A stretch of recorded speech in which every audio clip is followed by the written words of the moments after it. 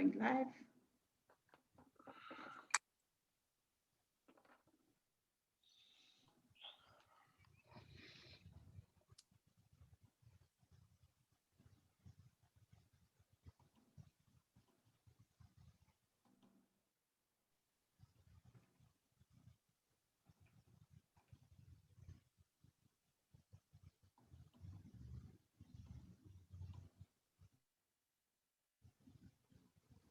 Good evening, good afternoon, good morning, wherever you are. Welcome to Facebook Live. It is April 28th, year 2021. Welcome. I'm joined today by our panel, our normal group. I know a few people are missing. Hopefully they join on time. So we have Louise Denaway, which is our one and only author on the panel. Then we are also joined by Kelly, who is our one and only Qigong teacher and spiritual teacher. Good evening, Kelly. We also are joined by Travis, who is our musician on the panel and a spiritual teacher. Good evening, Travis.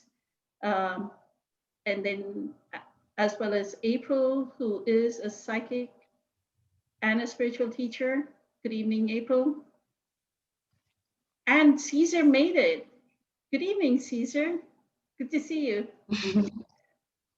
Caesar's done some channeling and is a spiritual teacher as well. And then, of course, wonderful Eileen, who is incredibly amazing at keeping us going and streamlined. Welcome, everyone. Good evening. So I wanted to start off with this question from Summer, our favorite questioner. She asks, why do we come in such different backgrounds with built-in biases to Earth? Is the question. So it may be we are born in, let's say somebody's born in North Korea. Why is that certain person born in North Korea, right? With biases that whatever it may be in North Korea. Or somebody is born in, let's say, Africa, different race. Why are they born in that particular country? So since it is something to do with soul and soul contracts, April, did you want to get started?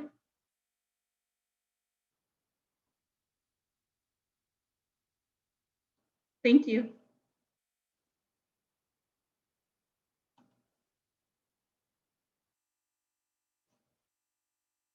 I think you're on mute.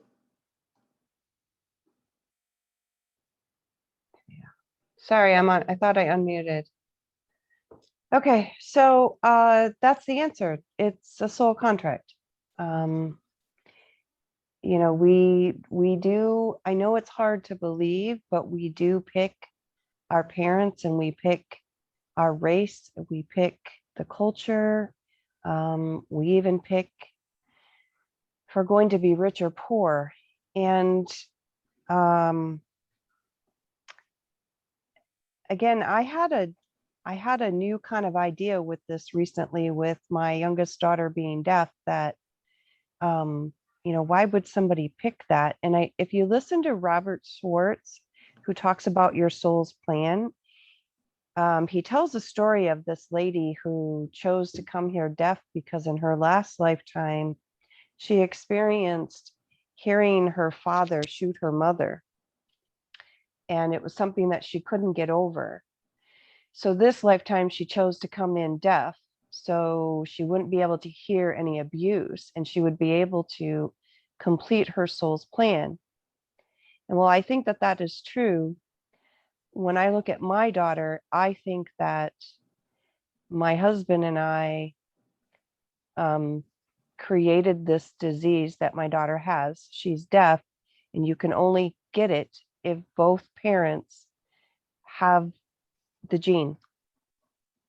So we both gave her one of the genes. It created this disease of being deaf.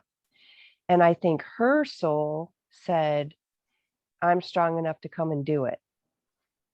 So I think there's kind of two aspects to this.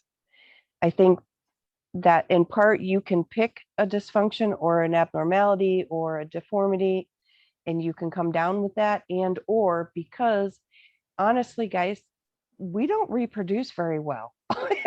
We don't. There's so many variables that could happen, right? You could get one arm and one finger and one leg, and that can happen when, you know, humans seem to reproduce. So I think some souls, you know, they know that there's going to be something wrong, but they choose, like my daughter, that I'm going to be strong enough to do that. So that is included in, am I going to be white? Am I going to be black? Am I going to be, and I have went back in other lifetimes in meditation, and I'm not always white. I'm not. I've been several races. And as far as the cultural bias, I think everybody is born with their own characteristics. And I can say that from having the 5 children, that some children are just easygoing. They're just calm and la, la, la. Nothing's a big deal. My one daughter, Chrissy, is like that. She's still like that to this day. It's not a big deal. And then I have other daughters that are very anxious, and were anxious from birth. So I think you have your characteristics, but as far as cultural biases, that is training, that is learned, and that can start in utero, because I don't think we pay enough attention to the pregnancy. I don't think we pay enough attention to how much the pregnancy influences the unborn child. It well, not sees, but feels, hears everything the mom feels, hears, everything the mom eats, everything she experiences, from the news to the grocery store. So I don't know that it's culturally ingrained or we're born, but you could say yes, in a sense, since everything mom is experiencing in that culture, that baby's experiencing as it's developing. That's where that cultural bias being born would come from. To me, that's where it would come from. So that's my opinion on it. That's my starter for this discussion. Thank you, April. And culturally, it could be what Eckhart calls the collective past conditioning as well, right? Generationally, DNA-wise, we would pass it down to the child. So thank you. Louise, did you want to weigh in on this question? Why are we born with different backgrounds and different cultural biases? Well, I pretty much agree with what April says, and that's basically what I was going to say, is that I feel that it's an agreement, a soul contract that we, make before we enter Earth. And I think we do come at, back, with different backgrounds, and we reincarnate in different ethnic backgrounds and so forth. So that's basically all I have on it. I think April explained it really well. Thank you, Louise. Mm-hmm. Thank you. Caesar, did you want to weigh in between Louise and April? Sure. As Lois, I agree with April very much so. To just add a little bit, she'd mentioned that it is a two-way street, both on the unborn and choosing their parents. Well, the parents also choose the child. And let's take into consideration too that we spend much of our time on Earth with some of the same people of past lives, and that could be spouse, family, friends, including animals. So I think that comes into play a little bit there. And that's just is all I can add. I think April really summed it up nicely. Perfect. Thank you, Caesar. And that's what this reminded me of I think in Seth says that even in a city, like if you were born in a city in Iowa, then all the members, the neighbors that we are born with probably we were a city in Ireland maybe 400 years ago or 800 years ago. That same city rebirth here, right? So it's that kind of interconnectedness between souls. So beautiful. Thank you, Caesar. Travis, did you want to speak to this Sure. question? Thank you. Yeah. Yeah.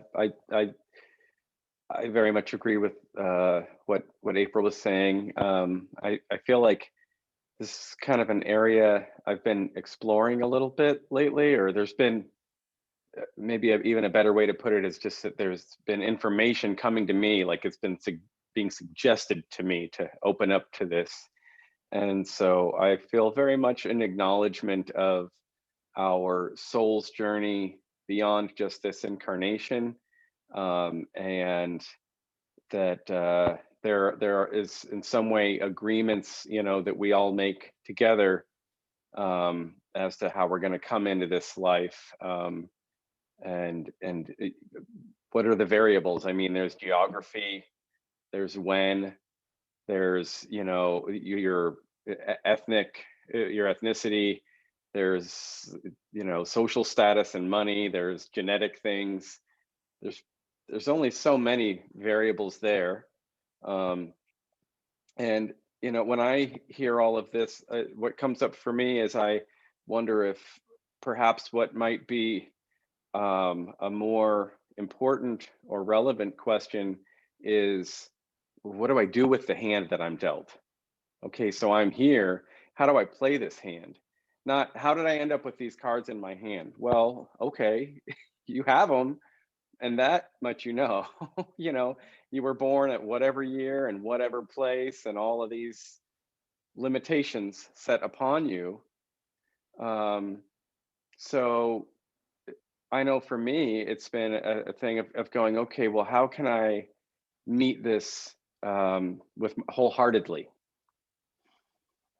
and have fun with this and play with this and explore and get to know and really relish in and maximize, take full advantage of this situation that I find myself in. So to me, that feels like it might be the right question to ask is not how did I end up with this, but what do I do with this? And so I not that the other question isn't relevant, but I just wanted to bring it there as a complementary perspective, to put the focus on how can I best offer myself to this unique situation and embrace it and say yes to it. So that's my input on that. Beautiful. Thank you, Travis. So if you were a person, if that person was a person like in India, we have a lot of, everybody's watched Slumdog Millionaire, right? The exact scenario what is portrayed in Slumdog Millionaire is pretty much the life of very many people in India. So that's what the person that is born in that situation, why they would be born in that situation, is to ask this question. Is, yes, I've been dealt this hand, but now what can I do to transcend? And that's what Eckhart says, right? That's true transcendence. Transcendence is transcendence of our limitation. There's a limitation on the external world, but now how do we transcend it? Beautiful. Thank you. Kelly, did you want to say something about this? I'm sure you do. So go ahead. And then she has subsequent questions. So yeah, I've seen them. I agree completely with what April said and what Caesar said. The reality is that it's all about the soul contract. what the soul contract that we have with ourselves and with other people, and how we have chosen to maximize the potential healing in our lives. And yeah, we come into our lives and we, are born into a family that we choose, a society that we choose, a culture that we choose, a geographical region. Thanks for bringing that up, Travis. A geographical reason that we are born, location rather, that we're born into, because it's all about the energy. It's all about the energy that we are choosing to connect with, to be a part of. Even if our families move, it's like we get born into that one specific location, the stellar snapshot, the astrological energy, the stellar energy, the family energy, the societal energy, the cultural energy. And this is not just the immediateness, but this is also the ancestral memory and the cellular memory that goes back through the parents, through their cultures and through their past lives as well.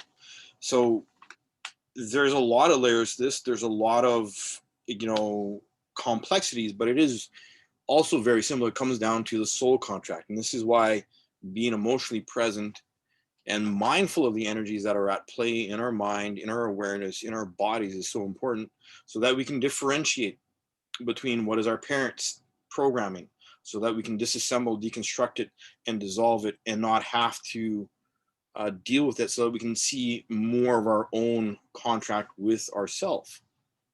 The to Summers' questions rather, brain's getting a little literal here. I'm a little tired. It's been a long day. Got home like literally 5 minutes ago.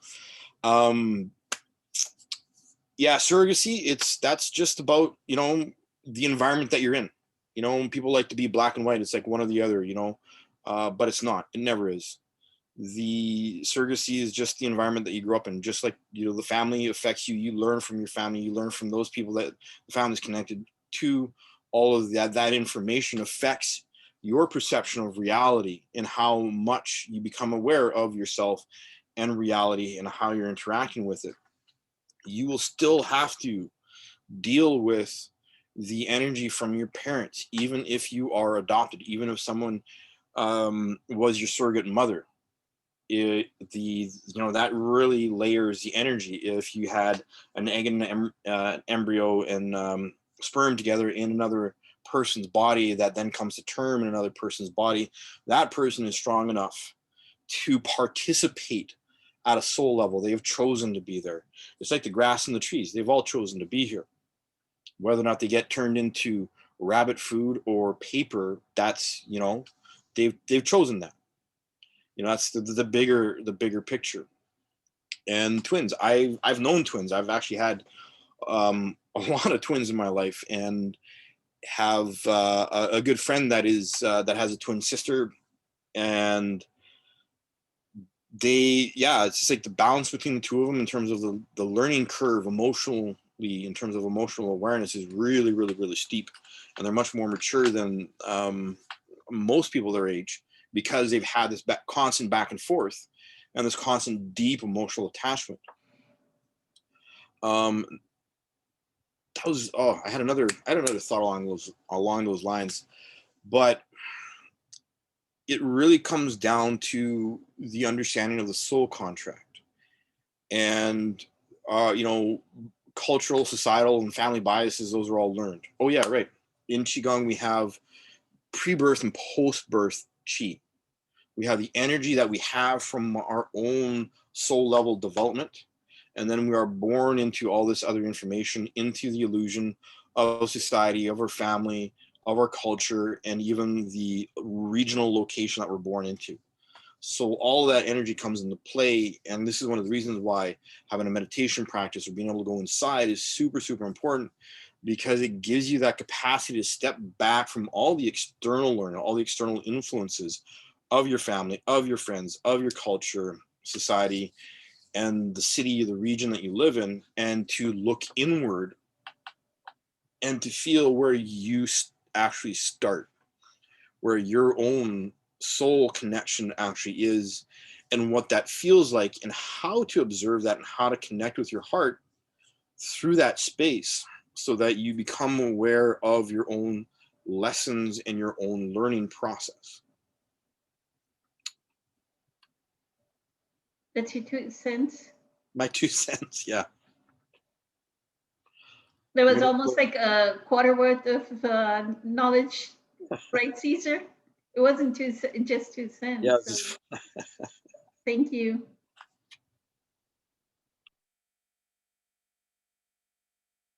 Eileen, you were asking a question. If you want to speak about the topic and as well as ask your question, and then we go around.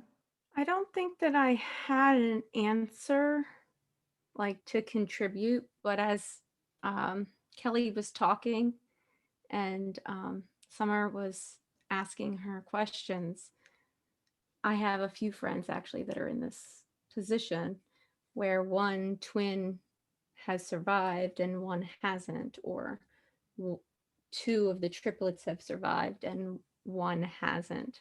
And I think I know myself that it's about that,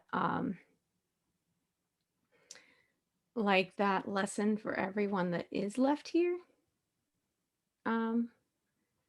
But it's just a difficult thing to process and understand and all of this, I guess. That soul made that journey to being born and then passed away within a few days or during birth, whatever the I case can may give be. you, I can give you insight on that, Eileen. So I had this, I don't know what you want to call it, awareness, thought, meditation the other day. I was thinking about my brother, and because my mom gave, for one, went before my mom even gave me and my brother up, my mom was very distracted. She was trying to work as a single mom, which put me in the mom role at approximately 4 or 5 years old. I was already in the mom role. That's why I say, like, my kids will say, oh, you're just amazing, blah, blah, blah. And I'm like, just a mom. That's what I am. I'm a mom, been a mom. So my brother was really not my twin, but like my child. And when he committed suicide, I flatlined. I just flatlined. I didn't get out of bed for like 3 months. I worked at a salon doing massage and nails and readings. And they said that I would walk into work, I'd walk into the back, and I'd walk out, and I'd go home. I was just out of it. So that's how close we were. So while he wasn't my twin, we were very close, and he was like my child. And I had this epiphany the other day that because of all the suffering that I had in my life and all the depression I had in my life, that when he committed suicide, one of the thoughts I had was, now I can't. I'm the only one left. And when I said that to myself, I thought, oh my God. It's almost as if in a soul contract, he did it so that I wouldn't, because I'm supposed to be this spiritual teacher. So I would go on, and it would force me to learn and force me to grow and force me to heal. And then anytime you acquire any type of skill, God wants you to spread it. Do you see? So these twins, while it's very painful, I actually have triplets in my family.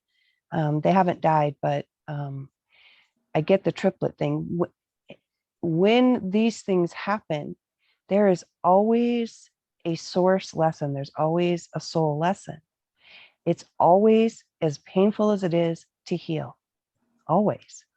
It's always to heal. It's always to find the love in it, to find the one, to find the source, to find the meaning, and then spread that. It's always, that's what it always is about.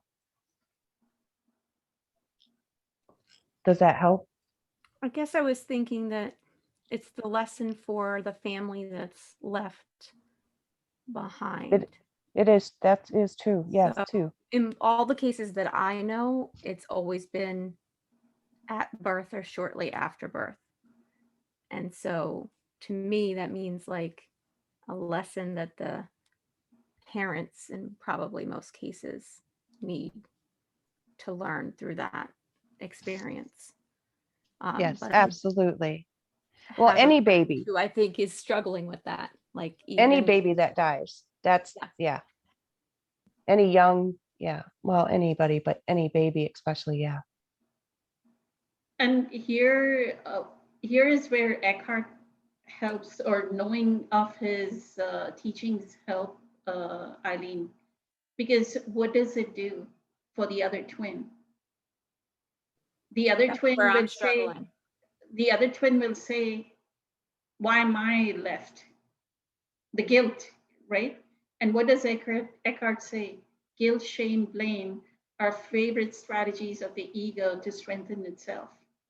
So the more the mother is going to feel guilty about, mother and father are left with the guilt. So the soul contract between all these souls is the baby who passed away. Instead of I think I sent you and somebody else uh, this video from Gary Zukov, where Gary really explains this, where a baby, 10-day-old baby or 20-day-old baby of a twin, right, passes away, and the mother is devastated, flatline, like just what April is saying. And what Gary says is, you're not saying thank you for the gift of that soul. That soul gave you motherhood, right? You're not celebrating the motherhood of that soul. That what is the gift that that soul gave you? And now you're just using it to be in this victim identity of, my baby passed away. And then on top of that, they'd say, this is Ryan and this is Ryan number two. The Ryan number two survived. Every time Ryan number two is going to graduate high school, you're going to say, why did Ryan, if Ryan was alive today, he would have graduated. If Ryan number two has a girlfriend, you'd go, Ryan should have had a girlfriend if Ryan was alive. So look at how many years and years and years of guilt would have been built up in the mother if he wouldn't have saved her, like right when the children were young, right?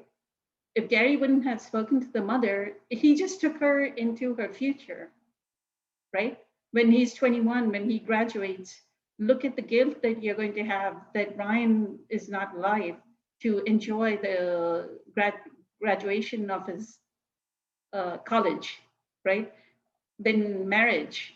Look, Ryan is not here. He's not getting married.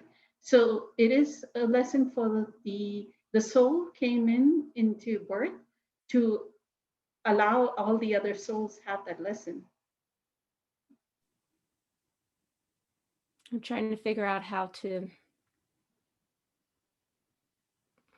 I don't know how to explain it.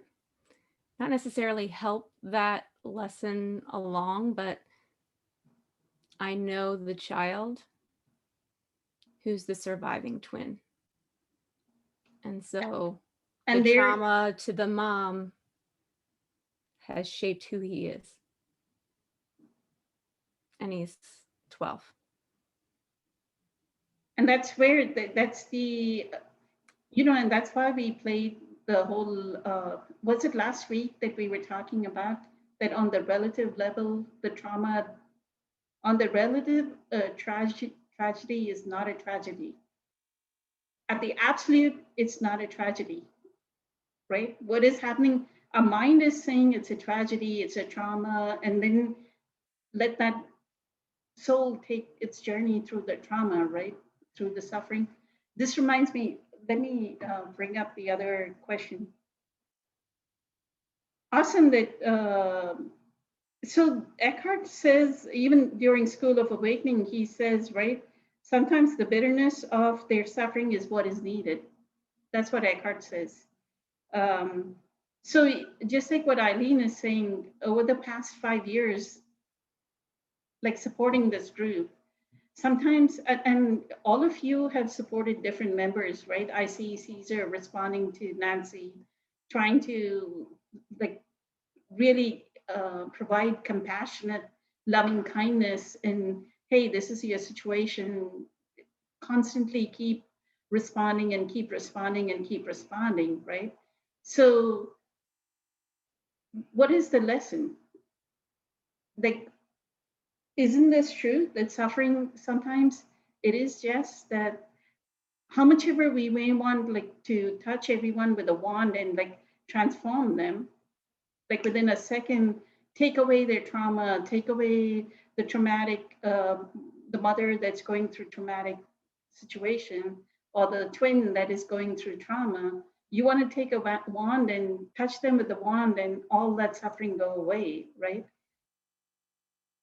I feel that about the group. There's so many members that I want to just like, like Nancy's talked to us so many times. Like I want a wand and touch her with the wand and make her suffering go away.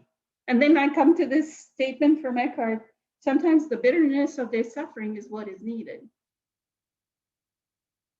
Right? This is what he said in School of Awakening in one of his talks.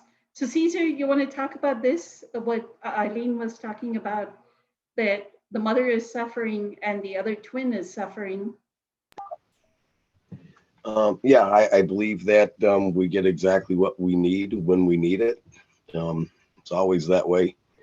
When the twin dies early, just before birth or at birth, it always just brings back a story, a little too long to get into, but it's almost as if that one was walking the other to the door for comfort, maybe because of the attachment through their past lives together. And it was simply that time, but there was a lesson in that. There always is, like April says.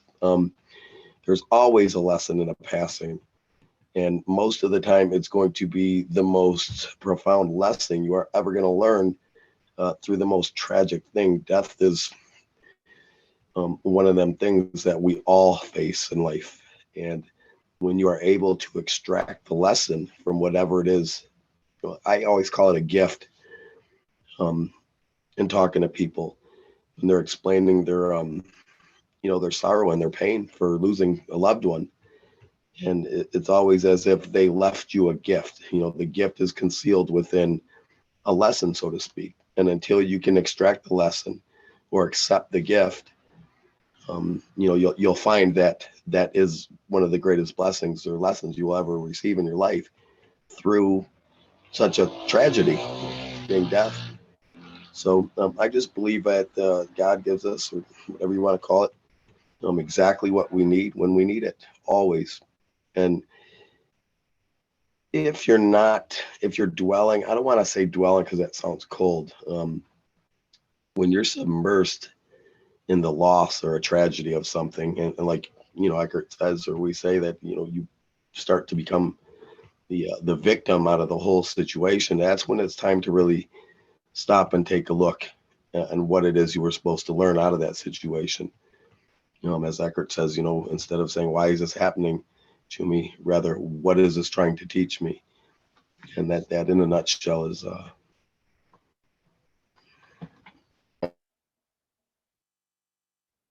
So the experience was there as grace. As Eckhart says, surrender to the loss. They're not Yes. allowing themselves to experience the grace that is going to come once they surrender. Right? From Absolutely. the loss, surrender to the grace. Perfect. Thank you, Caesar.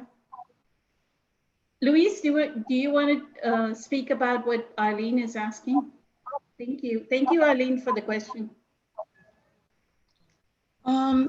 I thought of the same thing what Eckhart had just said recently on this School of Awakening, and he did say something along that lines that, like, when there's death or something to that really is, feels hurtful. It's at a level that we see as humans as tragic, and so I think it's always like good to look at the deeper level than just the human. Like, it helps me a lot to it helped me to relate to my mom right now who has Alzheimer's, and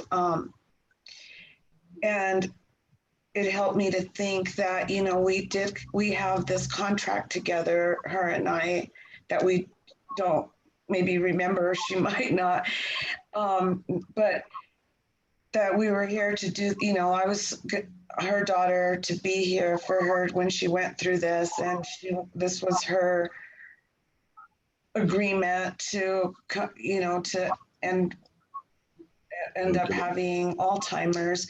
And so when you think of that, then it's easier to.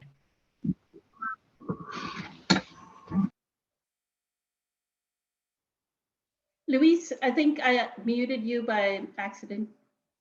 Sorry. That's I was okay. trying to mute Caesar because his voice was interfering with yours, whatever you were saying. But I ended up muting you. So thank you. Sorry about that.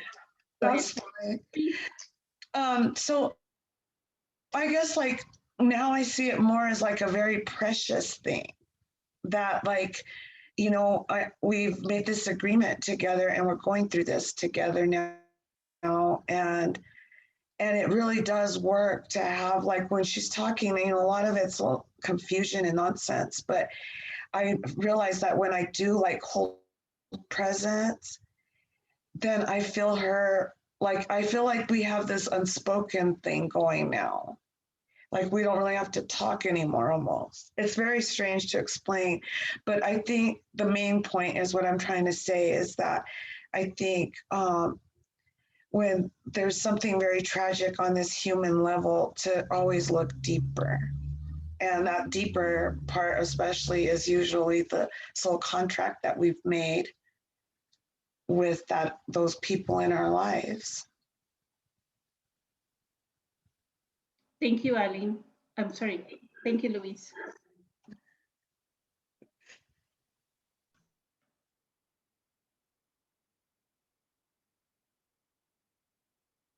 Travis, did you want to say something about this?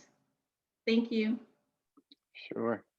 One thing I want to say is I think I have a slight aversion to the term soul contract because it sounds like paperwork.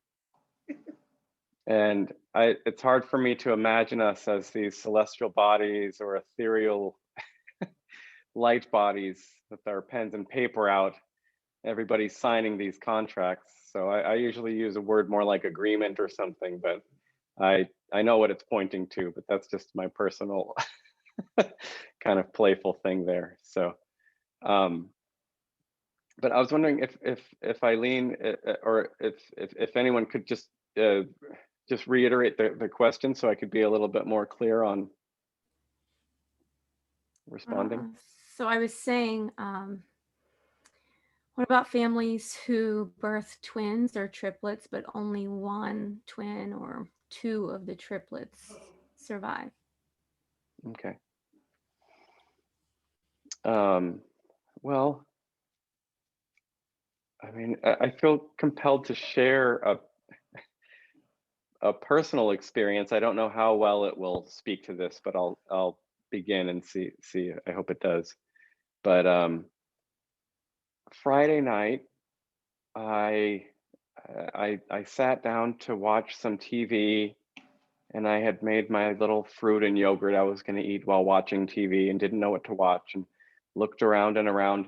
And I chose this show seemingly randomly. And it's always so funny how the stuff that comes up in this panel, how synchronistically aligned it is with whatever it is I'm going through this week. So this is so funny because I put on this show called Seatbelt Psychic on Amazon Prime, which I totally recommend. And it's this world-renowned psychic medium who's basically driving a rideshare like an Uber with cameras in the car, picking people up. And he is amazing, on fire as a psychic medium, just incredibly gifted. And sharing these things with these people, with their relatives who have passed, and these kind of unresolved things. And they have these, they're crying, they're shocked, they're freaking out, they're having these breakthrough experiences, and then he drops them off. So I ended up binge watching this show over the weekend. And I justified binge watching it because by watching all of these different instances, you can kind of cross-reference and see this the unifying theme of this soul's journey that we're all of us on these unique soul's journeys with tremendously painful things that we undergo. We all undergo these things that are just heart-shattering.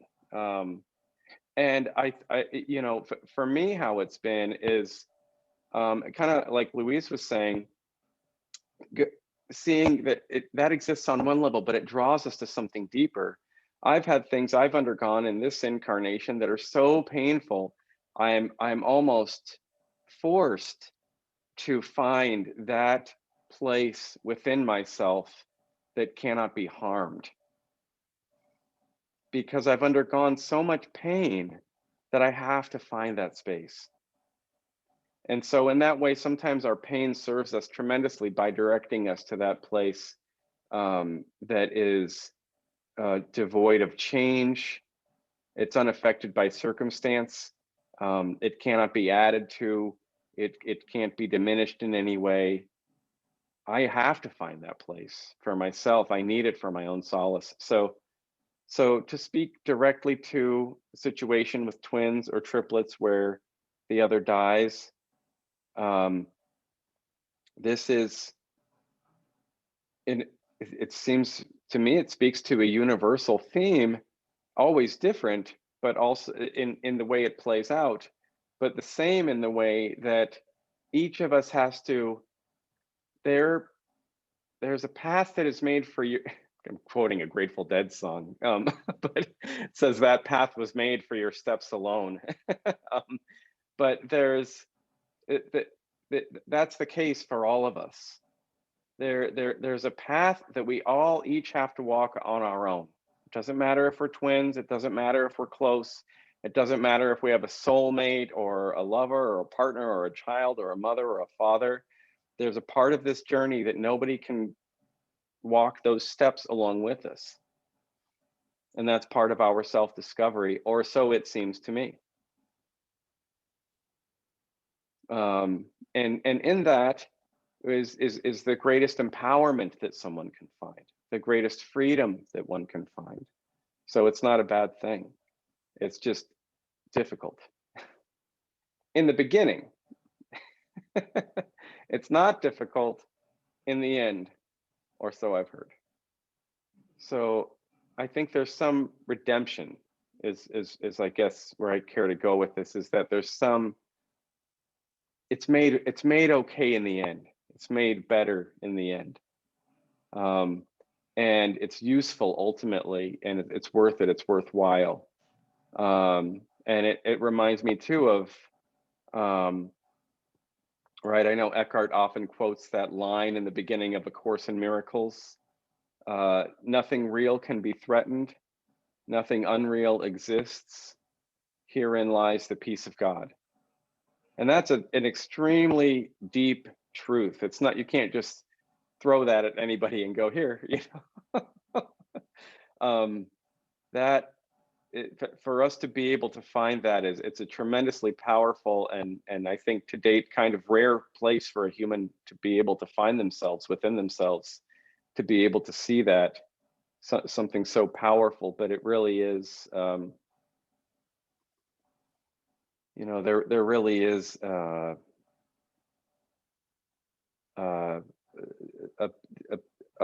place, or it's not an actual place, but there's something, and it's not an actual something, but there's something that we can know. There's a place that we can go. There's something that it's not something that we have, and it's not something that we can possess. It's what we are. And because of that, it can't be lost. And that's what all of this is bringing our attention to. I think that's where the soul's journey brings us all. They all, you know, we all walk a path that is our own, but in the way we all end up at the same destination. We all end up at the same realization. So I'll stop there. Thank you, Travis. Thanks.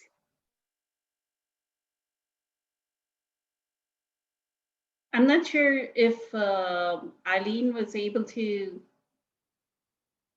the pointer that Louise and Travis provided, Eileen, were you able to like feel it at a deeper level?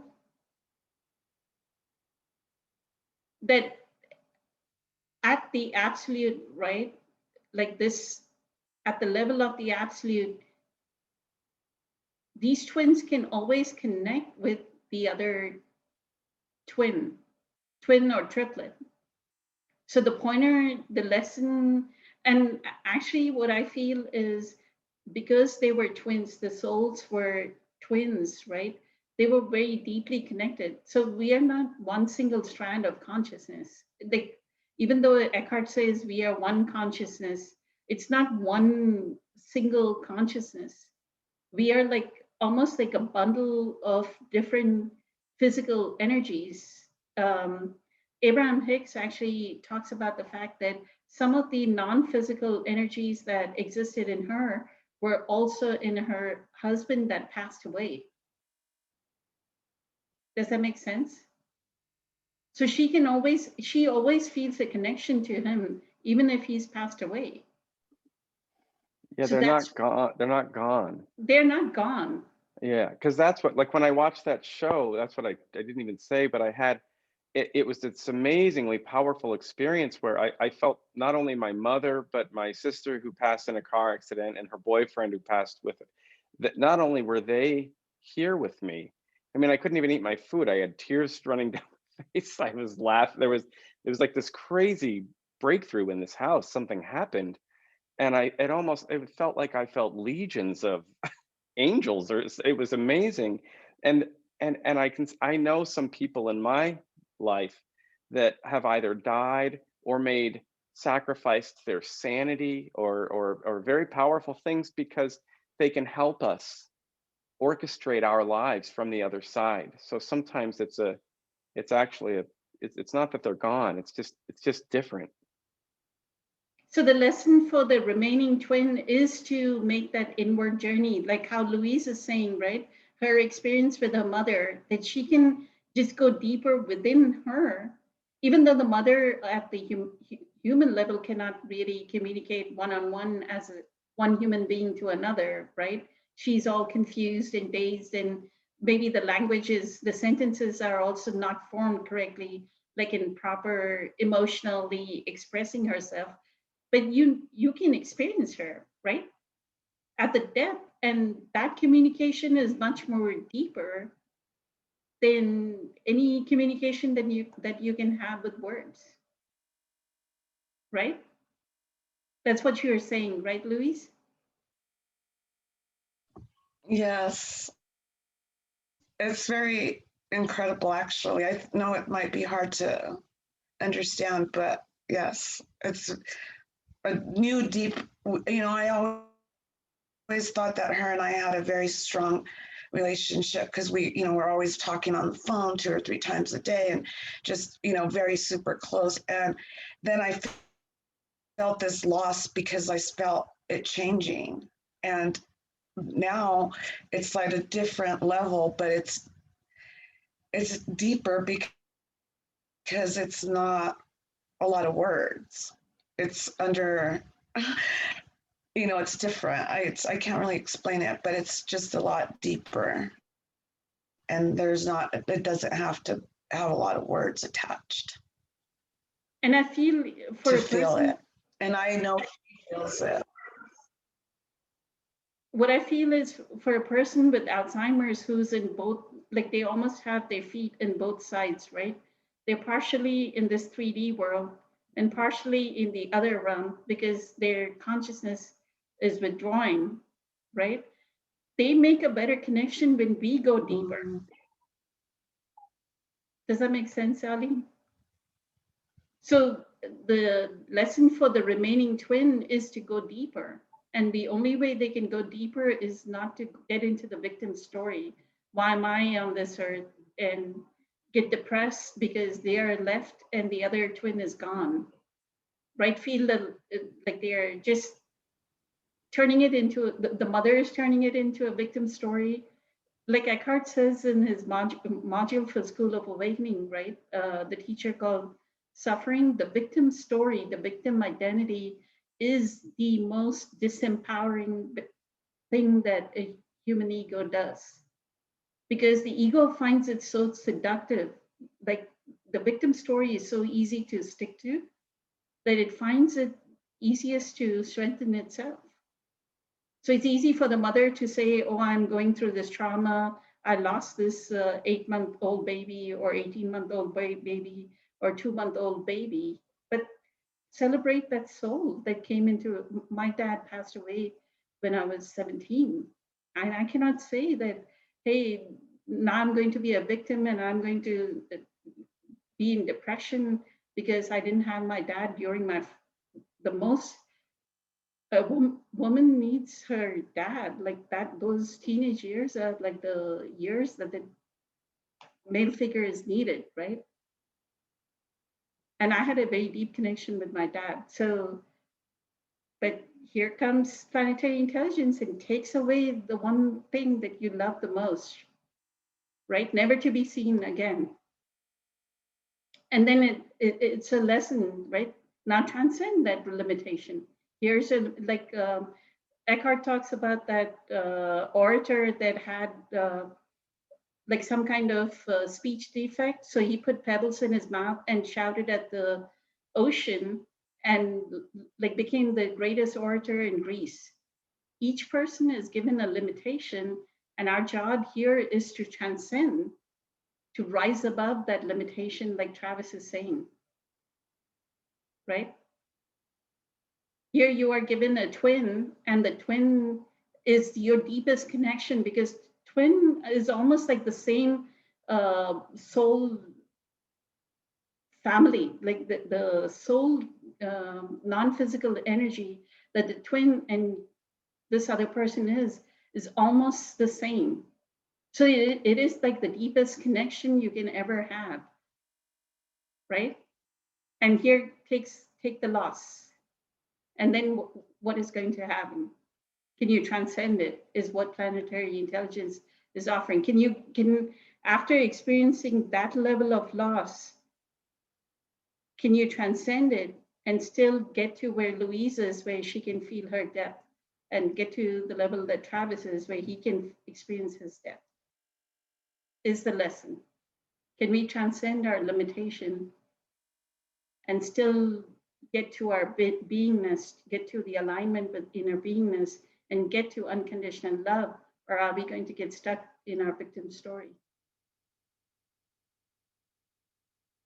of this loss? You want to talk to Kelly about it? Ready to talk to Kelly? He could talk first. I was just gonna add that it's Go ahead. Go ahead. it's the child part, I think, that I'm struggling with. I feel like I could have a reasonable conversation with an adult about this and with my own children, because they've been on this like kind of journey with me. But for a child who is not mine, I feel like that's where I'm struggling. But go ahead, Kelly. So what I would say before Kelly starts speaking is, you have to wait for the child to become a little bit of an adult. What you can offer for now at 12 is unconditional love.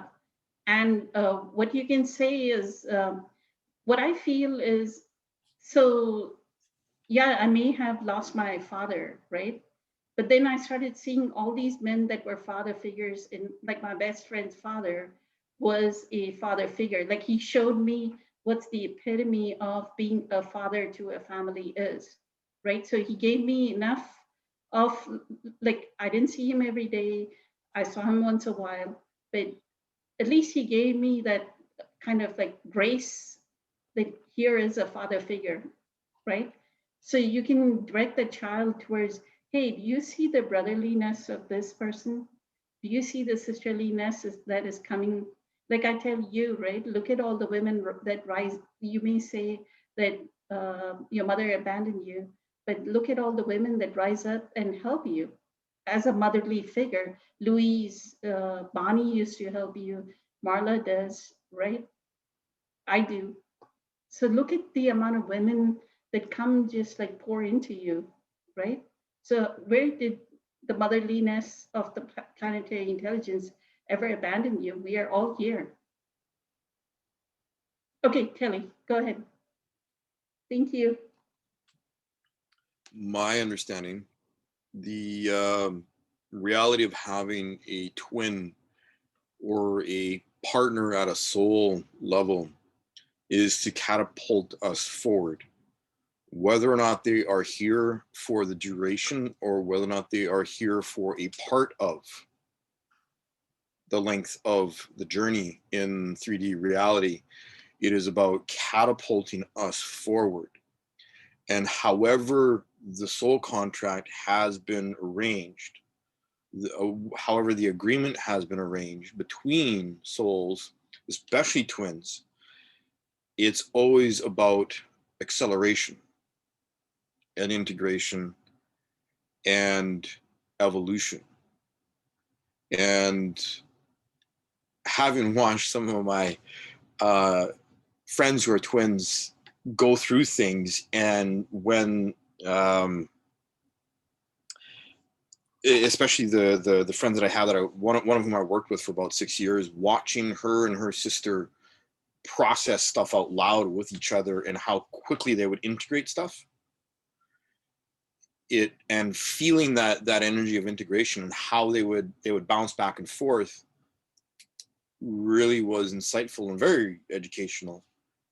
My feeling from what you are sharing with us, Eileen, is that one of the things that happened in your particular space and journey is that the other part, the other twin that transitioned early or decided to move on, or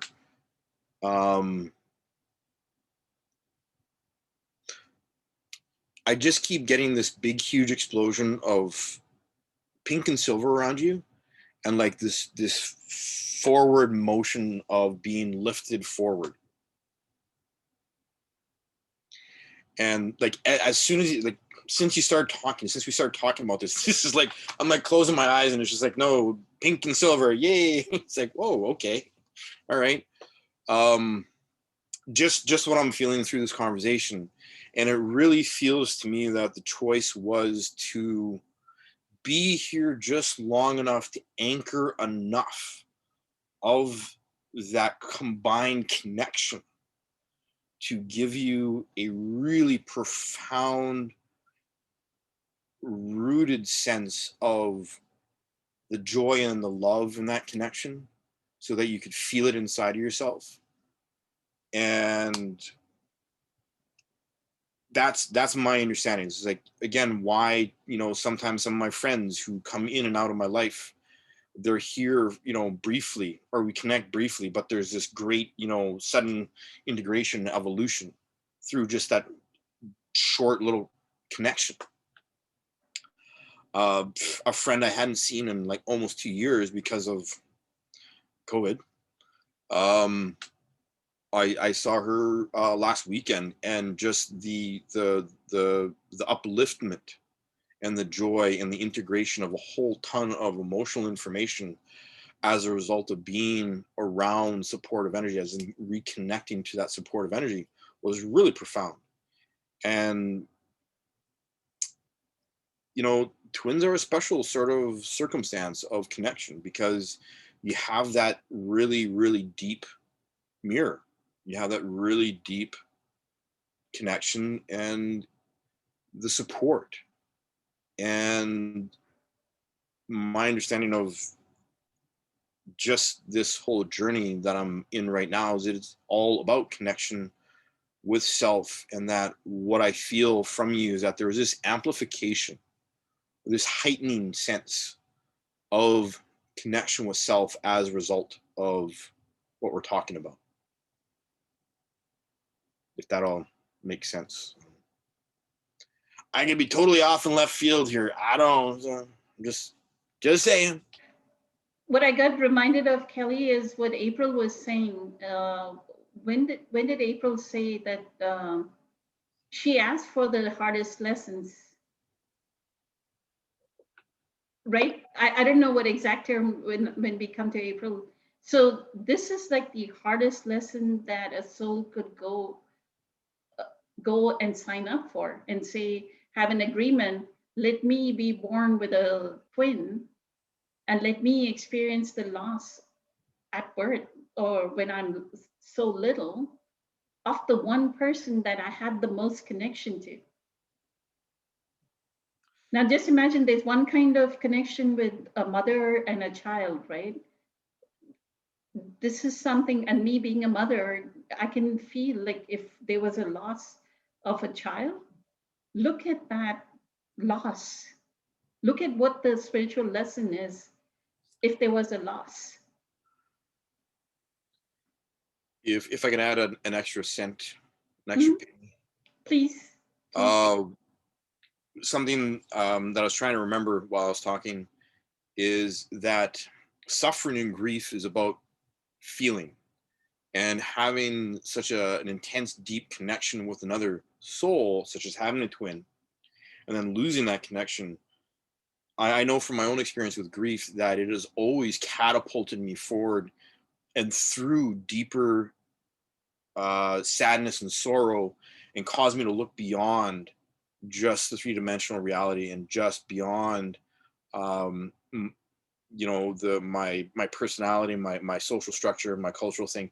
It's always caused me to look beyond where I was when I encountered that grief.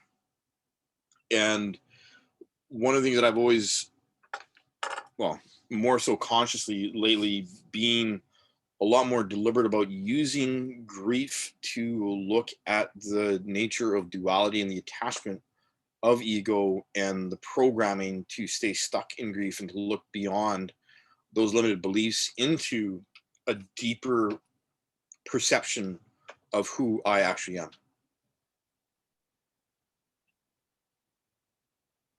Thank you, Kelly. The other part to it is, how is a passing away of anything sad? How is the passing away of a soul actually sadness? Because passing away implies they moved out of this 3D world where they would be experiencing pain and suffering, and they return to infinite love. April, you want to speak to it? They return to infinite love. Why aren't we happy for them? They're not suffering. They're not suffering. Well, Why are we taking away that infinite love from my twin? Why am I going I to be don't think selfish? Poonam, in your culture, I'm not sure about, but what I have found pretty much across the board, unless you're doing your Taoist or Buddha or I have not yet met anybody who, besides our group or our I want to call them guests that come, that knows how to deal with death properly, that has been taught how to deal with it properly, how to process it, what it really is. And I've had this thought the other day. So I actually have a couple questions myself tonight. And I asked a question a few weeks ago. I couldn't put it into words, but I've come to realize my question is when do we get to come here without the lessons? I just want to come here and have bliss. That's what my question is why would I leave Source to come to learn lessons? Why don't we just come here and be blissed and happy and just, why? That's what, when do we get to come here in utopia? That's what I'm waiting for. I just want to do that one. But anyways, and the other question is, Kelly, that's interesting what you said. It reminded me, I took my children to I've taken all my children, but my youngest two, took them to an acupuncturist about a year ago. I do auricular acupuncture myself. I'm certified in that, but this was a whole body. And I said to her, my one daughter has had nightmares from birth, always. So what I did when she was a child is I would play classical music as she was sleeping and put it on repeat so that her brain could not think. It would just hear the music and it would stop the nightmares. And the CD player broke, and within a matter of a day, the nightmares came back instantly. Took me about a week, because you wouldn't believe those little CD players are expensive, to get a new CD player. As soon as I started playing it, they went away. When I did the acupuncture, the lady said it was pre-chi. It was heaven chi. And he said that, and that triggered me. I was like, what is that really? So that's another thing. But then as far, okay, Poonam, I talked myself out of your question. What was your question again? What do you want me to? I distracted myself. What I was saying is why is, just like Abraham Hicks, she kind Oh, of death. Yeah. exactly. Okay. I think one is we're not taught how to deal with it properly. We are not taught from the beginning that it's actually, and I'm not promoting it, guys, in any way, but it's an awesome thing to get to go back to the other side. It's awesome to get to go back home. It's awesome to be in that immeasurable love that Travis talks about, that uttermost, that there is no explanation for that. It's awesome. And again, I'm not promoting it, because the way I explain it to people is because I work in this field. So I get some people who are suicidal, and I say to them, you have to stop. You can't keep trying this, because listen, what's going to happen is you're going to do something and you're going to end up laying in a bed, pooping your pants for 20 years because it's not your time. You don't get to go before your time. How do you want to live that dash, that 20 years? Right? So, but and the other part of it is what Eckhart talks about, and is we are so attached to the material world. We're attached to the material world. We're attached to our things. We're attached to people. And when they leave, it feels like a loss. It genuinely feels like a loss. And we're not taught that we don't die. We are not taught that we go on. We're not taught that, hey, just close your eyes and meditate for a little bit and bring them in, talk to them. We're not taught.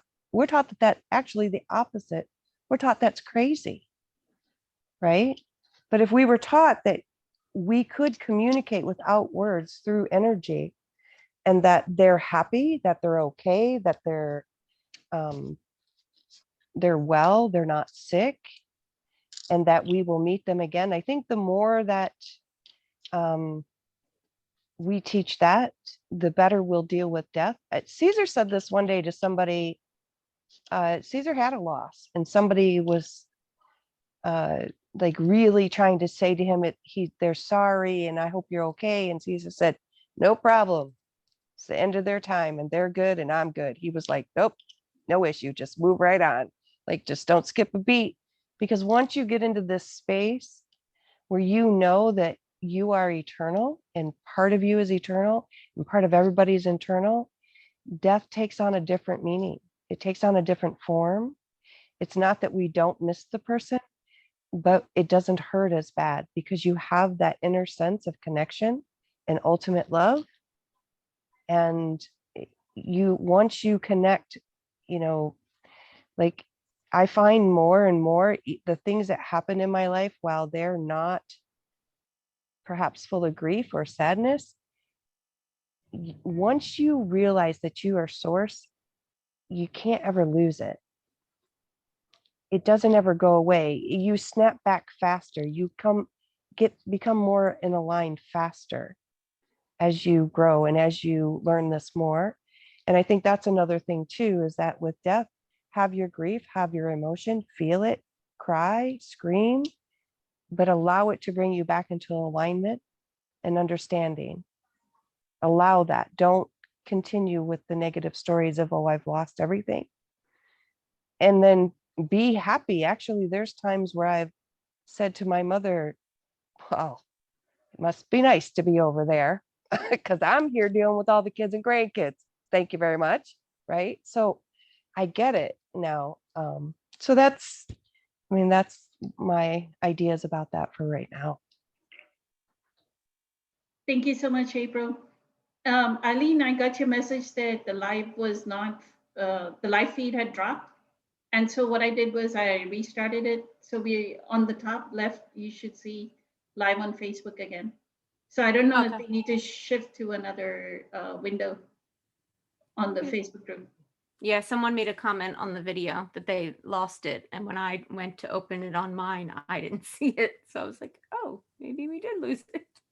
You may have to tag everyone once more.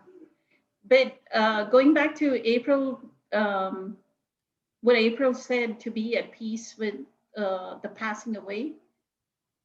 I think Abraham Hicks and Caesar can speak to it.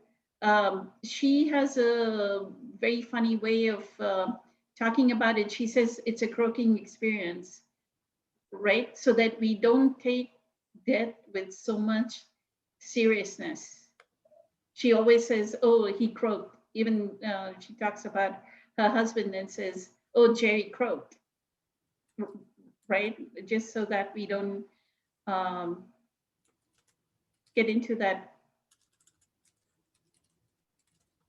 oh, that shouldn't happen kind of thing. Caesar, you want to speak to it, please?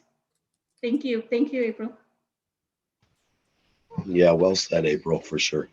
The alignment, as Abraham Hicks would put it, she always refers to, you don't have to wait till you croak in order to get there, because as April explained it, and I think everybody else touched on it, it's an all loving, all peaceful, experience when you lose the body of form and return to the unmanifested, quite simply. So, I guess just acceptance is the way through, as with anything else, or surrender, acceptance, forgiveness, that could be of yourself. And so that's the way through, as anything else. Is just the acceptance. I think it's a selfish thing when we lose somebody to cry. As April said, why are we mourning something that's not so bad for the other person? So it is more of a peaceful thing and an understanding. And it's important, as everybody says, especially Kelly, to go through the emotional part of it and grieve. That is important. I still get the initial shock and the initial sadness, and I go through it. It's very temporary anymore, but there's the initial shock for sure. But ultimately, it is through the acceptance. But I was taught that at a young age, that death is a part of, as much a part of life as the living end of it, and it's something that we're all going to experience, and it's not a bad thing, because death is the illusion. And then until you can gain an understanding on what death actually is, then you're probably prone to do a little more suffering than the average bear that has an understanding of what death actually is. So it's important to gather the lessons when people die, and do a little research yourself, and listen to people that understand, such as the people on this panel, and many other great teachers out there. They're all pointing to the same thing. I think Eastern countries have a little better understanding on what death really is. They do things a little different. I know they quickly cremate the body. A lot of it is to avoid the dwelling end of it, and to hanging on to the attachment part of it, because there's a lot of psychological stuff that comes with mourning a death to us in the Western states. The hair still grows. Sometimes there's twitching, the muscle, the cells take a few days to die. They're fighting to live. So I think it's very important to accept things quickly, and just do a little research and listen to people that can guide you a little bit. Sometimes the seed needs to be planted. You're not going to get the message until you're fully ready, but don't ever underestimate the importance of planting the seed. I get that a lot with people. It's like they're not listening to anything you're saying. That's okay. When a situation arises, it was like me doing the Tolle stuff. My soul picked up exactly what I needed at the exact time it was needed through that book. I don't know how many times, and it's still a continuing learning process. It's like I'll get to a part that appears like I never read before, and I read it I don't know how many times, and something will just click. And April, for your question, when do we get to come back and live in a pure blissful state? I think it's coming. I think that might be the new Earth Tolly refers to. I think a planetary shift is bound to happen eventually here over the next, who knows how many years or centuries. Ultimately, I think we will shift to the fifth dimension as a whole. And I think that's where we're going to experience that awesome bliss you talk about. Learning school is over. Time to hit the playground, right? Awesome. But we can actually do that now. We just tuck the lessons in our back pocket for a while. Thank you so much, Caesar. And to this, I would say, like, it is easier to read near-death experiences. And maybe that's what this 12-year-old, maybe there's a children's book that's about near-death experiences, because Anita Moorjani and Dr. Eben Alexander, who have had near-death experience. So when we do the divine love meditation, right, Eileen, the end part of divine love, where she says there's a path, and at the end of the path there's white light, and there are celestial bodies all around you, right? And they're welcoming you, and you're it. At the very end, she says, you're it, right? What she's talking about is exactly what the way Dr. Eben Alexander explained his exit. When his soul spirit exited the body, he felt that. And most of them near-death experiences, they talk about this white light and being sucked almost into a white light tunnel, right? And all they're experiencing is infinite love. Like, when this body is gone. So my thing is why would we want to take it away? When my mom passed away in 2016, that's the piece I had, is from these stories of Anita Moorjani and Dr. Eben Alexander, that they're just returning to infinite love. Why am I going to take that away? Selfishly, we want that physical, what Caesar is talking about, right? It's in the Hindu culture that what they do is, as soon as the person passes away, they block all the openings, like nostrils. They'll tie the big toes together. Every opening, ears are closed, blocked with cotton, right? Because the spirit can re-enter the body. The spirit is still connected to the body and can re-enter the body, right? And that's why they cremate the body within 4 hours, is to break that bond between the spirit, or that's how Sadhguru explained it, right? In one of the videos, they immediately create the bond is broken between the spirit, or the non-physical, I would call it the non-physical energy, and the physical body. Leave alone when we cremate, then we have lost the bond as well, right? They are trying to break the bond, because as long as the physical body is there, we are going to cry, look at the physical body, the bond is going to be there, right? So they're breaking even the people around so that they don't get bonded to the body that has just passed away. As Eckhart says, right? There's a void that's created when that physical form is taken away. So surrender, his pointer is surrender to the void. Don't let the ego come in and block it. So hopefully that helps, right? Thank you, Caesar. Thank you for that. Thank you so much for that pointer on the why the body is created and the bond is broken, right? So that we easily move into grief and end our grief, right? Instead of being still looking at the body and keep thinking about, oh, this person should have lived. Oh, my mom was no longer going to hug me. Oh, I'm never going to touch my mom anymore. I will not be able to kiss my mom anymore. I'm never going to feel her cook anymore. Like those stories, the narrative that the human mind makes, right? So. Yeah, and the quicker they get that over with, the quicker they can get back onto the life as is, instead of 3 or 4 or 5 days of service and they're crying, and it almost becomes like a part of the conditioning to where people leave there and they carry it and then they talk about it for months on end. And it's okay to keep the memory of somebody alive. However, let it go. Don't become that void and that sadness of it. So that's another reason why they do that. Superimposes on the trauma in the pain conditioning of the pain body, right? If you keep thinking about it. So thank you. Luis, did you want to say something about this? Why do we think that death is such a bad thing?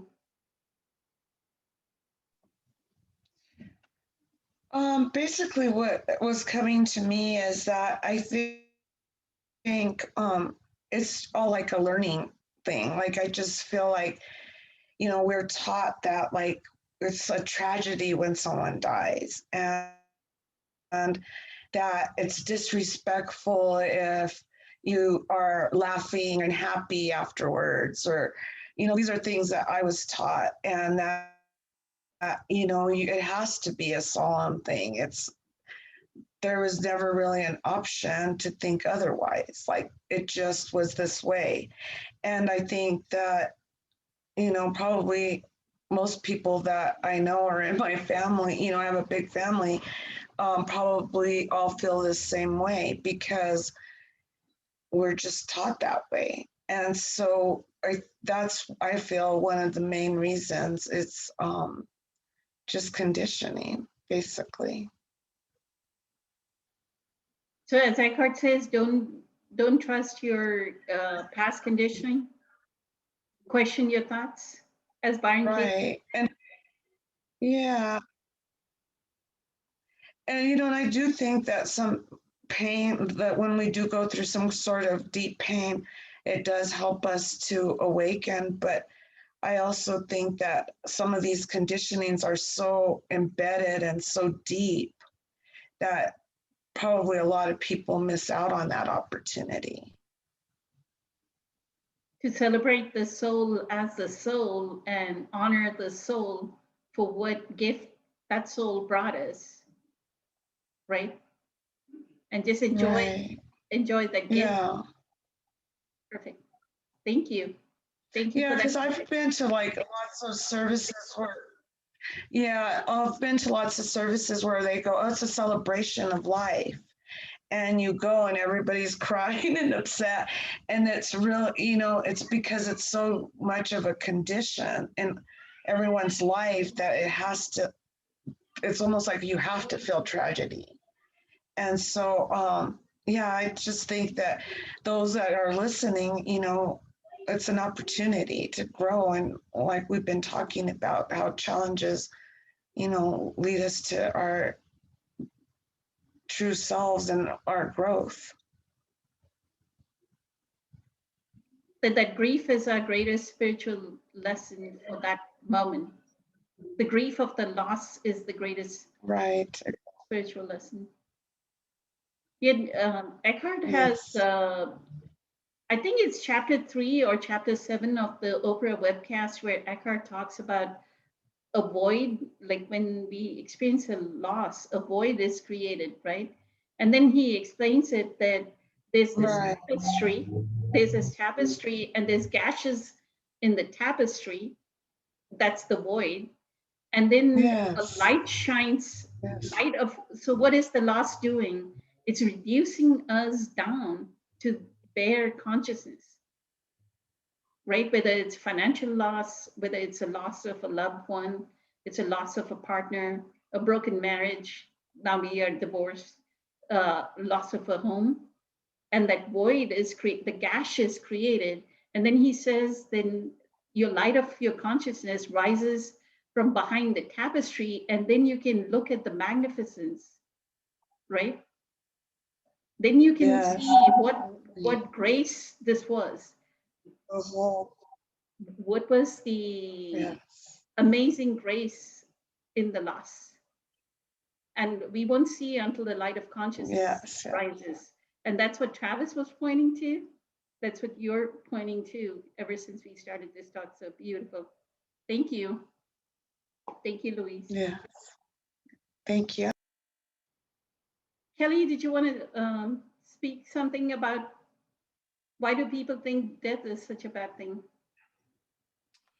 Well, primarily conditioning and learning. Before the Industrial Revolution, we had a completely different perspective on death. And we also generally had a community event, community support, community connections that kept us all together in understanding and communication. And yeah, like before the Industrial Revolution, perceptions of reality were very, very, very, very, very different, especially after the Renaissance and all the philosophies and all the history of the rise of Protestantism and the differences, especially in the West, in the Eurocentric concepts of reality. I mean, the attachment to a person obviously is triggering. Losing someone. The understanding that I have is especially when we spend a lot of time with someone and we have a level of comfort where we can be ourselves with that person. The reason why we grieve and why it is so sad is because when we have a place of safety with someone else, what happens is the action of reflection from that person reflects our own connection to the eternal cosmic ocean. So when that connection is gone and is taken away, quote unquote, big air quotes taken away, we're suddenly no longer having that reflected back at us. So we have this gap of connection. And it's saddening because we enjoy being able to feel ourselves through sharing with another person and being connected with another person. And that's why I feel that there's a lot of sadness. Sometimes it's also just triggering, or sometimes people are they have a lot of sadness in them and they get triggered by the loss of someone, and it's an event of just pure release. So, there can be a lot of answers to this. It's never just one thing, but generally we are conditioned to grieve in a specific way. Half my family's Irish. I've been to Irish wakes that get a little nuts. And, the other part of my family is very, solemn and very Mennonite and very sort of almost, kind of Russian Mennonite. So there's very, very stoic, very, no feeling and stuff like that. And it takes a lot to sort of break through that. And sometimes funerals have been like the catalyst for huge emotional evolutions within the family. I'd like to address a couple of the questions that April had about original chi and chi in general. Original chi is the accumulation of actions and causality and energies of previous incarnations, previous lives that we've had and actions that we've taken. So pre-birth chi is the quintessential essence and accumulated effects of who we are before we are born to the parents that we do, before we have our parental chi, imposed or imprinted on us. So for someone to be having nightmares because of pre-birth chi, it is because of the agitation from the memories. Just the echoes of that energy can cause tremendous agitation, which can then trigger the mind to go off on tangents and create all sorts of nightmares. And pre-birth chi is everything to do with all of our ancestral memory, all of our cellular memory, all of our past lives. And there have been times in my life where I've had nightmares remembering past lives, and it is not fun at all. My mom and dad used to play Vivaldi Four Seasons for me to sleep to literally up until I was about, 11 or 12. My dad says I've forever ruined Vivaldi for him as a result. I'm like, hey, it worked, didn't it? He's like, yeah, but I really like those pieces though. I'm like, well, look at that, Dad, anyhow, pre-birth chi is basically all the cumulative energies from our previous embodiments. And yeah, that's, you know, one of the things is the influences. We're talking about those pieces of the puzzle in terms of the soul level realities that we are actually embodying and living through. And that's the other thing about This is like the only thing that concerns me, and it's still happening to her this day, but now she won't let me play music. You guys, this stuff is like Steven Spielberg kind of stuff. Like it's, yeah. does she describe the nightmares? Oh, you can't even, I can't describe it in public. I think Yeah. you mean Stephen King. Stephen King. Yes, King. thank you, Travis. Thank you for keeping me straight. Thank you. Yeah, I've had dreams like those too. There are, you know, and she said 12, 14. Okay.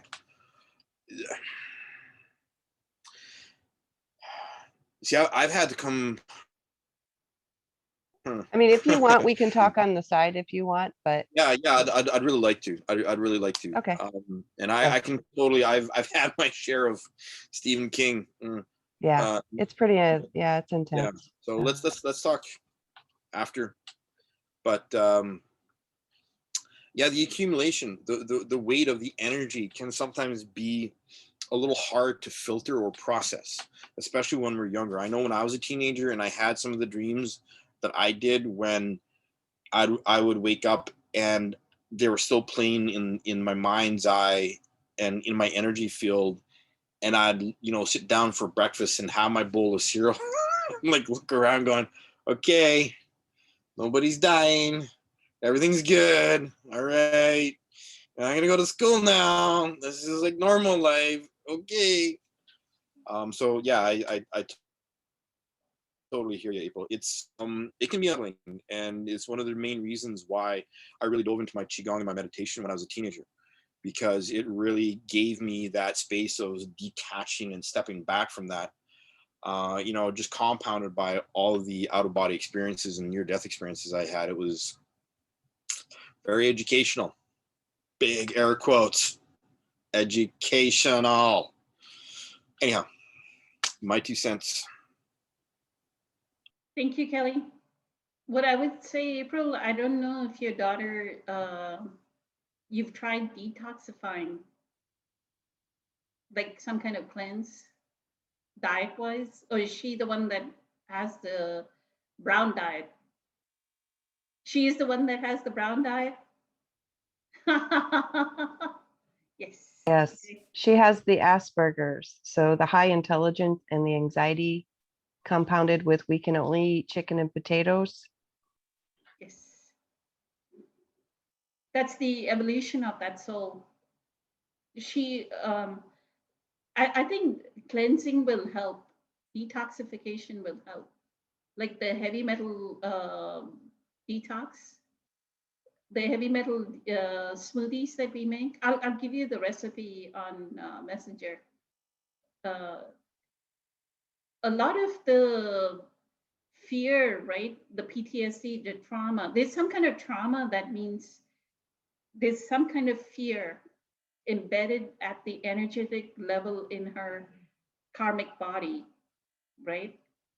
So the only way, then I had posted on the guides the PTSD supplements.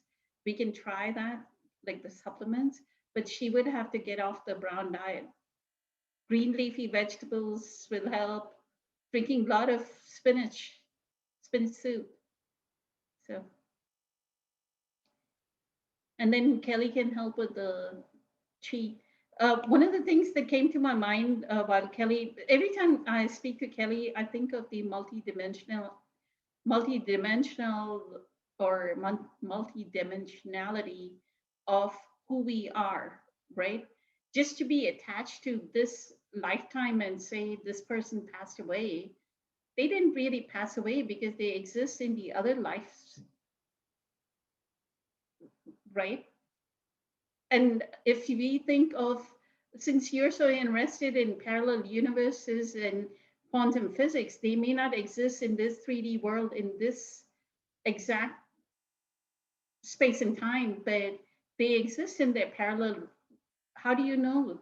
How does this person not know that they exist somewhere else?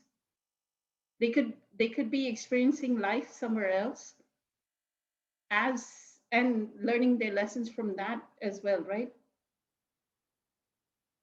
So that's the one thing that I always think whenever I come to Kelly is we forget the multidimensional aspect. And that's why the meditation, the going deeper into developing what is called our siddhis, getting our psychic abilities up higher so that we can actually experience the multidimensionality of who we are is what would probably be enriching as this kid grows from 12 till being an adult, if they can develop those powers, so that would help them. Travis, you want to wrap it up? I know Eileen is about to like fall off being tired. So, but she was the one that brought up the question. So, Sure. thank you. Yeah. Well, I appreciate the topic and reflecting on it.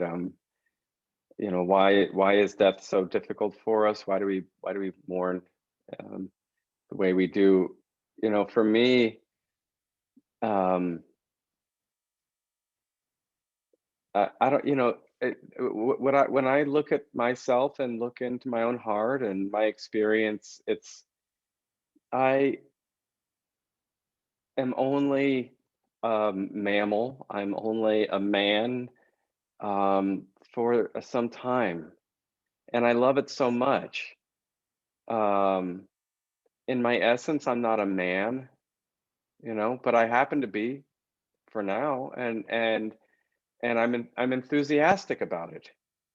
I'm enthusiastic about, you know, being a mammal.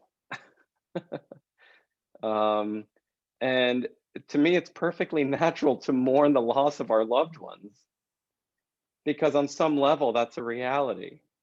It's phenomenal. It comes and it passes in time, but for me, you know, and don't get me wrong, I mean, I have my own relationship with death, and because it is such a delicate subject matter, if I'm gonna laugh and chuckle when somebody passes that means so much to me, I'm probably gonna do it in private.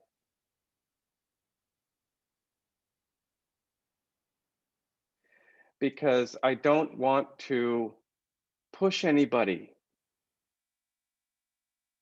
I don't want to act like they should be further along than they are. That's not grace on my part. That's where I might need to grow, to let people be who they are and where they are in their own hearts and their own development, and not suggest, even in the most slightest, most subtle way, that they shouldn't be feeling the pain that they're feeling. I want to honor their pain.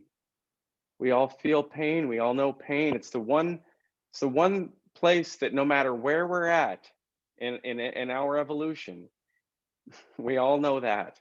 We all know pain. It's a very unifying thing. That's where compassion comes from. And so for me, I am happy to play the role. I'm happy to be this for now. And I can think of people that are, you know, dearest to my heart, and it's honestly, I feel like I would probably mourn their death. And then I would let it go. And there might even still be some residual sadness I carry with me in a way for the rest of my life. But there's a part of me that doesn't mind. There's a bigger part of me that doesn't mind if there's that sadness. I don't have to have a problem with it. It's fine. It's fine. That's part of what makes life beautiful. It's part of what makes life nuanced and dynamic and complex and poetic. It's not, you know, it's complex to the palate. It's exquisite. It's not simplistic. There's enough going on there to satisfy even the most sophisticated of souls. You know, and so yeah, people die. We all die. It's absolutely natural, and yeah, in a way, why grieve what is inevitable and natural? Why grieve for the living or for the dead? Is that any service to them? I think of my sister and I go, what would she like to see? She'd like to see me singing and dancing and laughing and playing, and that's the way that I honor the dead. Is to rejoice in life and dance through life, and that's my gift to those who have passed before me. and I do it for them, and I love it. It makes me so happy because I see them seeing me, and we rock on with that, and that's great. It's beautiful.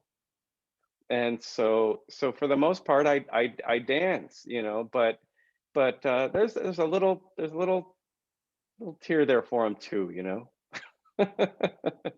because they've touched me so deeply, and so I don't understand it entirely, but that's how it works for me. Is I don't have a problem with sadness. I don't have a problem with death. I don't think that people should be one way about it, and I don't think that people should be another way about it. I don't think there's any wrong way to deal with death. And I think it's important that we all embrace the unique way that each of us deals with death, because nobody deals with it the same as another. And I think it's important to let it penetrate us. Don't be afraid of the pain. Don't be afraid of it. It's okay to let it soak in, let it get in there really deep. It's okay. It's not going to damage anything down in there. Let your heart be broken. It's okay. That's what I say. So, because it's only when our heart is really truly broken that we can really see it for what it is. Then we can really discover what's hidden inside of it. So that's my 2 cents. Thank you so much, Travis. Yeah. And you never know, right now, you may be in your past life, you may be experiencing life as a woman. Right? And that would be great. If I was a woman, I would love it. I imagine that I go, I would embrace it so fully. It sounds fun. Part of me would delight in that. But I happen to be this for now. It's a fleeting thing, and I like it. So Thank you.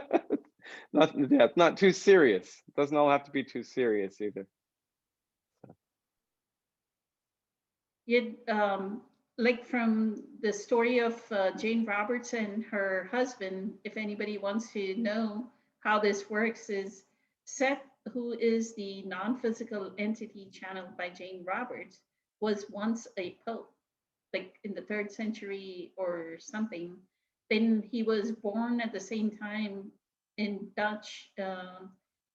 So that's why Robert F. Butts, Jane's husband, kind of does the Dutch kind of painting, is into that kind of painting. But if somebody wants to realize what can happen, like in one lifetime, you can be the father, like Robert was a father and Jane Roberts was his son. And in this lifetime, when she wrote the books, she was his wife. So the non-physical can be reborn. You don't know if this twin that you were talking about, is that going to be in the next birth going to be your father, or is in the next birth going to be your uncle? What is the relationship with this non-physical entity? We don't know. And the greatest lesson, that the one and only lesson that we need to learn, is to know that all these spiritual lessons led us to knowing what is absolute in us, the eternal in us, the one space that is filled with loving kindness. In that alignment with inner beingness, we are loving kindness, we are compassion, we are unconditional love, which is where the other one passed away and is experiencing the infinite love, the unconditionality of that infinite love in the passing away.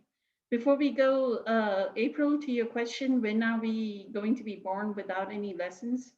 What Sadhguru says is, so our sun is supposedly in an elliptical orbit, orbiting around another sun, larger super sun. And he says when our sun gets close to the other sun, the gravitational field will straighten the earth, right? The axis of the earth. When that happens, then they spring all around. There won't be these different seasons, right? This, and I kind of feel that that's why the Garden of Eden story came, because if they spring everywhere, then isn't that the Garden of Eden, where there's fruit on the trees and everybody is just enjoying, right? The gods, and each person is a god and a goddess, right? So I kind of feel that that is what it is, but it won't be in the next 100 years.